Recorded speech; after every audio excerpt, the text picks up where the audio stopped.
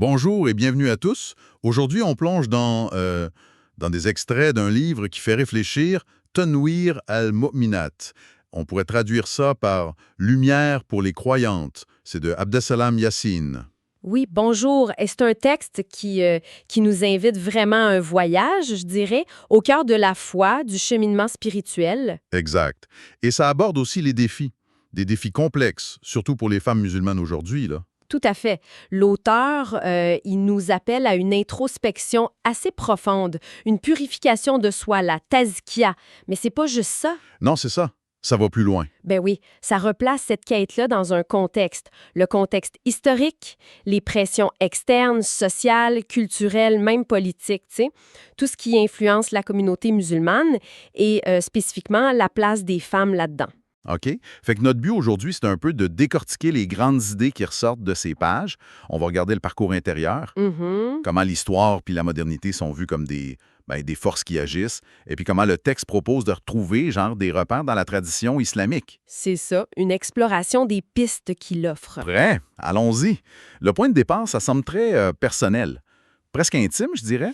Oui. L'auteur, il exprime comme d'emblée là, une conscience très forte de sa propre condition, comme être humain face à Dieu, une sorte de vulnérabilité qu'il assume dans sa quête. Exactement. Puis ça mène directement à cette notion fondamentale, la nécessité de purifier son cœur. Le texte le dit clairement.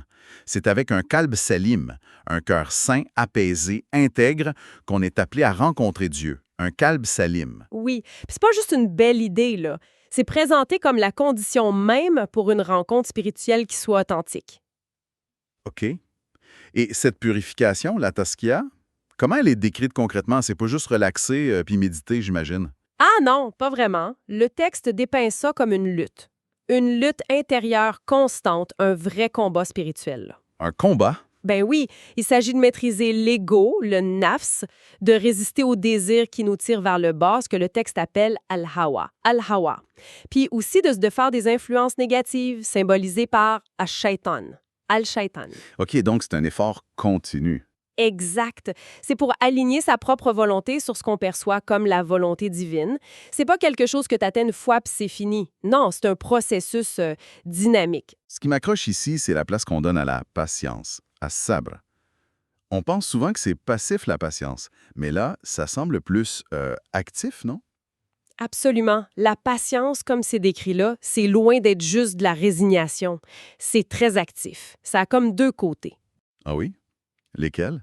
Ben, d'un côté, c'est la capacité de s'abstenir, de pas faire ce que la raison puis la foi disent qui est pas bon ou nuisible. Le as-sabr an al-as. OK, se retenir. Voilà. Puis de l'autre côté, c'est la persévérance, l'endurance pour faire les bonnes actions, les devoirs religieux, même quand c'est difficile, même quand ça coûte cher. Ça, c'est le as-sabr Allah. Retenue et persévérance. C'est ça. Puis c'est cette combinaison-là qui est vue comme la clé du succès spirituel. Sans cette patience active, la purification, ben ça resterait juste un souhait, tu sais. OK, je vois. Fait que cette démarche intérieure, intense, c'est comme la première clé. Mais comme vous disiez au début, le texte s'arrête pas là. Ça élargit le portrait au contexte historique, social. Comment ces facteurs externes entrent en jeu? Oui, le texte pose un regard assez critique sur l'histoire récente des sociétés musulmanes. Il y a des passages qui évoquent un sentiment de déclin, une distance qui serait creusée par rapport à ce que l'auteur voit comme le modèle prophétique originel. Un déclin par rapport au modèle initial. Oui, surtout dans la façon dont le pouvoir puis la gouvernance ont évolué, par exemple. Puis c'est là qu'arrive ce concept assez frappant, Honlat al-Khalib. Honlat al-Khalib, ça veut dire quoi ou juste selon le texte? Honlat al-Khalib. On pourrait traduire ça grosso modo par l'assimilation au vainqueur ou l'influence culturelle du dominant. Le texte utilise ça pour analyser l'impact vraiment profond et sous plusieurs formes du colonialisme et de ce qu'il nomme l'occidentalisation. Donc, c'est pas juste une affaire politique passée? Non, non, c'est vu comme une influence qui continue, qui s'infiltre dans les mentalités, dans les structures sociales. Et comment ça se manifeste concrètement, cette influence du dominant? C'est pas juste une question de vêtements, j'imagine? Ah non, c'est beaucoup plus profond que ça. Le texte parle d'une véritable invasion culturelle, économique, politique. Ça précise que ça passe par l'imposition ou l'adoption de nouveaux systèmes d'éducation, de lois différentes de la tradition islamique. Ah ouais.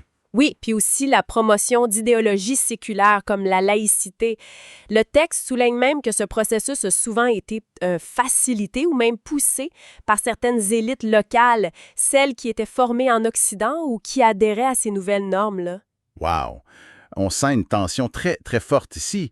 D'un côté, cette quête de pureté intérieure, puis de l'autre, un environnement extérieur qui est perçu comme une pression pour s'assimiler, voire s'aliéner. Exactement. Comment cette tension-là affecte plus spécifiquement la question des femmes? Parce que c'est central dans le livre, ça. Oui, c'est un point vraiment crucial. Les extraits abordent directement la question de la daraja, le degré, là. C'est un terme du Coran qui réfère à une certaine prééminence accordée aux hommes sur les femmes. OK. La daraja. Et ça, l'interprétation de ce verset, c'est sûr que ça fait jaser. Oh que oui! C'est un sujet de débat majeur. Et quelle lecture le texte en fait? Parce que souvent, c'est interprété comme une justification pour une supériorité masculine, non? Bien, l'interprétation qui est développée ici, elle essaie de nuancer cette vision-là. Le texte suggère que cette daraja, ça devrait pas être compris comme un droit à la domination, à l'autoritarisme, le tasallut. Ah, OK. Pas un droit de dominer. Non. Ce serait plutôt lié à une responsabilité plus grande de l'homme, surtout pour la protection, la prise en charge de la famille, puis dans certaines fonctions publiques. Intéressant. Puis d'ailleurs, le texte critique explicitement une compréhension puis une application historique de ce concept qui, selon l'auteur, ont mené à rabaisser ou à marginaliser la femme, à la priver de son rôle légitime. Donc, il y a une critique qui vient de l'intérieur de certaines traditions ou interprétations historiques, mais en même temps, ça maintient une distinction par rapport aux modèles occidentaux. Exactement, le texte met ça en parallèle. Cette vision d'une responsabilité différente, il la compare avec ce qu'il perçoit comme les appels occidentaux à une égalité absolue ou indifférenciée. Une égalité vue comme indifférenciée. Oui, puis il exprime aussi une critique envers certaines formes de libération féminine qui viennent de l'extérieur.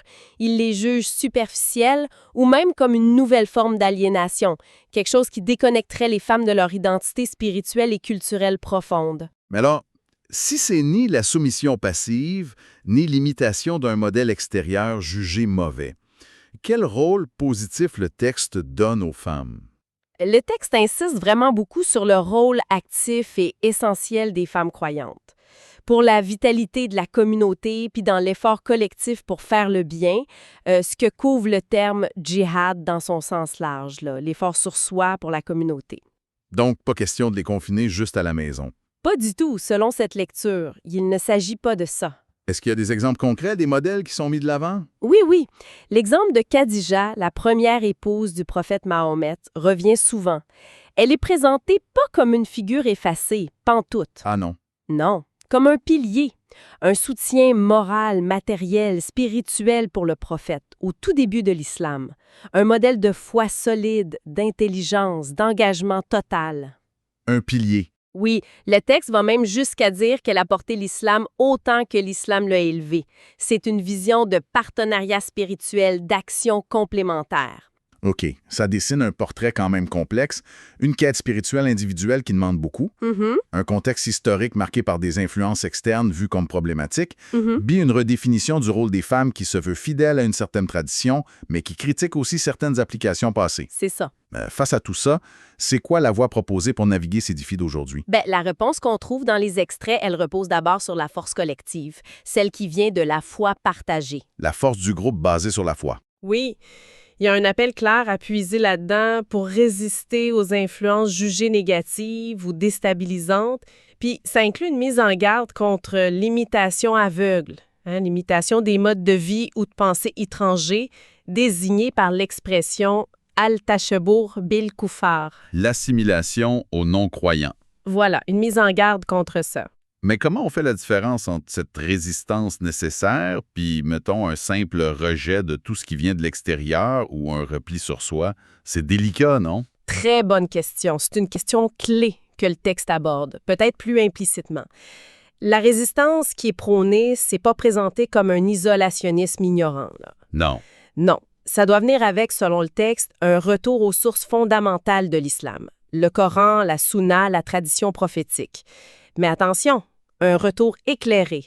Un retour éclairé. Oui, il s'agit de développer une compréhension profonde, nuancée, un fiqh de ces sources-là, pour pouvoir faire la part des choses, savoir ce qui est essentiel, immuable, puis ce qui relève de l'adaptation ou d'une influence qui est mauvaise. Cette notion de fiqh, de compréhension profonde, ça semble vraiment essentiel pour éviter les pièges. Absolument. Sans cette compréhension, la résistance risque d'être soit juste en surface, on rejette des symboles externes, mais sans changer à l'intérieur, soit trop rigide, incapable de répondre aux vraies questions du monde moderne. Le texte met aussi en lumière un conflit perçu entre les valeurs spirituelles, éthiques de la loi de Dieu, la charia, puis la logique dominante de la loi du marché. Le conflit charia vs loi du marché. Oui. Fait que la compréhension profonde, le fiqh, c'est aussi nécessaire pour naviguer ce conflit de valeurs au quotidien. OK.